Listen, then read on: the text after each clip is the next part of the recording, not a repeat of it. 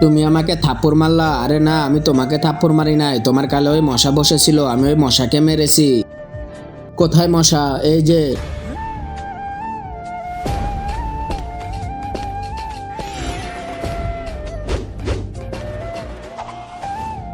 আমার গার্লফ্রেন্ডকে কে কামড় দিয়েছে? আমি কামড় দিয়েছি, বল কি করবি?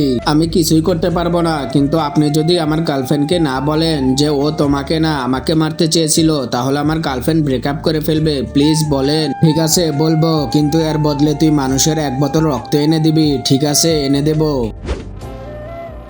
এই যে বলে, আরে শোনো, ও তোমাকে না আমাকে থাপ্পড় মেরেছে, এখানে ওর কোনো দোষ নেই। সরি বেবি, আমি তোমাকে ভুল বুঝেছি। ওকে বেবি, আমি আমার কথা পূরণ করেছি, এখন তুই তোর কথা পূরণ করে। ঠিক আছে, তুমি এখানে দাঁড়াও। কিন্তু তার আগে তোমাদের কাছে সবচেয়ে দামি কোনটা, 1 বস্তা টাকা নাকি বাবা মা? যদি আমার মতো বাবা মা হয়ে থাকে তাহলে ভিডিওতে একটি লাইক করে চ্যানেলটিকে সাবস্ক্রাইব করো, আর যদি কিছুই না করো তাহলে ভেবে নিব তুমি তোমার মা বাবাকে একদমই ভালোবাসো না। এই নাও, রক্ত খেয়ে নাও। বাহ, কি মিষ্টি রক্ত! এরকম রক্ত আমি কখনো খাইনি। এর রক্তটা কার? আরে এ রক্ত হলো আমার বন্ধু। Hello guys, I am Sunny Leone. मैं कहना चाहता हूँ गाइस থু থু, আরে তুই কার রক্ত খেয়ে দিলি? এখন যদি ওর মতো হয়ে যায় আমি।